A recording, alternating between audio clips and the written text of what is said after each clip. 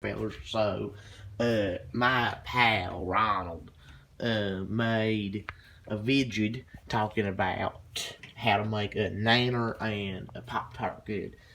This is basically part 2 today, except I'm teaching you fellas how to make one of the best recipes in the family, the Martian family here.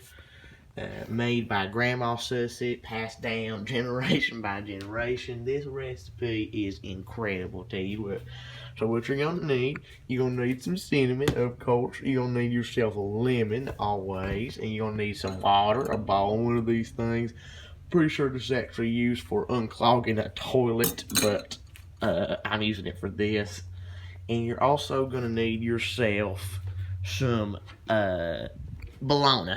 And what you're gonna do is oh, and also, I forgot, you need a knife.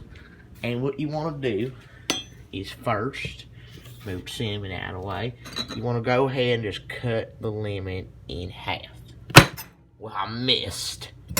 Oh, let me get myself one of them fancy boards. Aha, here's one now. Get the lemon here. Let me just cut the lemon. Okay, it's gonna need 2 hands. Okay, there we go. Now that, my friends, is a cut lemon. So you want to go ahead and take one of the lemons and just squeeze the juice out of it into the bowl. Just all of it. Then this piece you need to throw away. Then the other piece here, don't mind the sticker. The sticker can stay. The sticker makes it healthier. Just put it in there, and then you want to go ahead and just mash it up a little bit. The juice might fly everywhere, that's okay. Smash it up. You might need something stronger. This thing doesn't seem to be working very well. That's fine. And then what you're gonna need, after you've kind of squished it up a little bit, is your cinnamon here. Cinnamon is the most important part of the recipe. Go ahead and just put a little bit of cinnamon on there. Just a little bit, not very much. If you put too much, it might explode, and you don't want that. Don't tell anyone I said it might explode, because they might start using it for some kind of weapon. Put your cinnamon back. You don't need it anymore.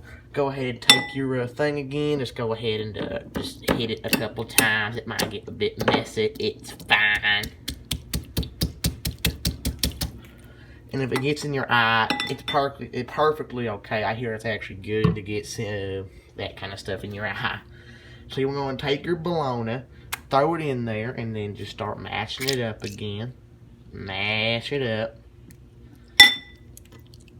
Just like this. And then you want to take your bowl and you want to put it in the microwave for exactly 20 seconds. 20 seconds. And now you may be wondering, where's the water come in? Oh, well, the water comes in very soon. I'm going to put this away. You no longer need your toilet machine there. Just going to go ahead and wipe up a bit of the mess I've made. It's all over the floor, too. It's terrible. Oh, my gosh. Okay, it's done. And then we're going to take it out. It should be very warm now. Don't burn your hand. It might not be good for you. And then you want to go ahead and just pour the water in there. All of it. Make sure you've got all the water. So it should look a bit like this. Looking delicious so far, I know. And then you're going to need one more thing, okay? You're going to need an egg. You're going to go ahead and grab yourself an egg. If you don't have any eggs, well, it looks like you did all this other stuff, but you won't be able to finish the recipe. So what you want to do is, you may be like, oh, you're just going to crack the egg and put it in. No, actually, you're going to crack the egg, but you're not going to let it. You're just going to, like, drop the egg in the bowl. Now, you may be wondering how that's going to be too crunchy, because the eggshell don't work. The eggshell makes it better. But put your eggs back. So then you're actually going to need something to mix it up. I will be using this.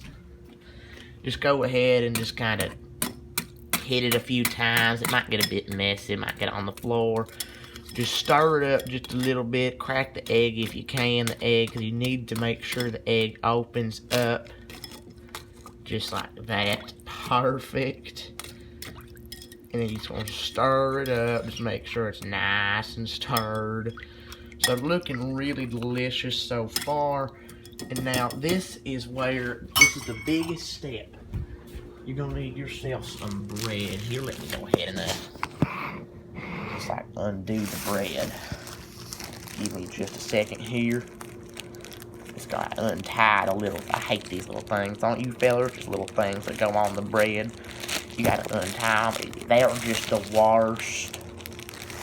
So you're gonna need yourself 2 pieces of bread. You might need a plate too. A plate might be good for this. Go ahead and get that glass out of here.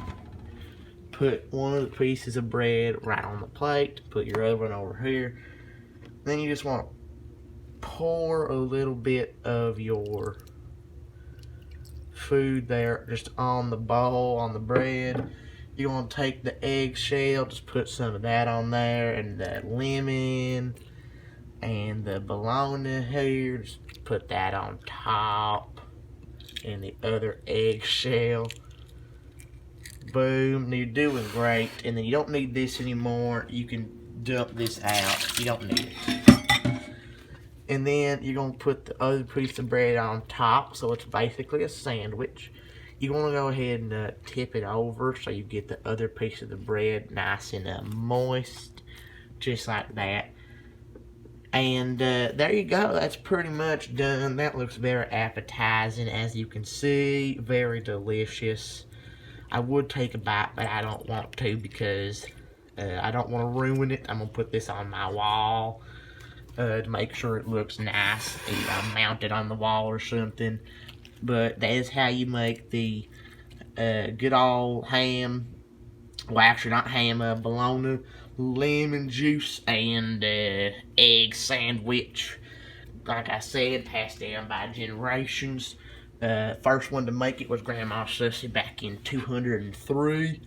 That was the year. She's been alive for a long time, if you didn't know. But maybe next episode I might show you how to make one of Grandma Wuss's famous recipes. Anyway, I hope you fellas enjoyed this. Hope you make this yourself and try it out. It's very delicious. And I will see you in the next one, fellas.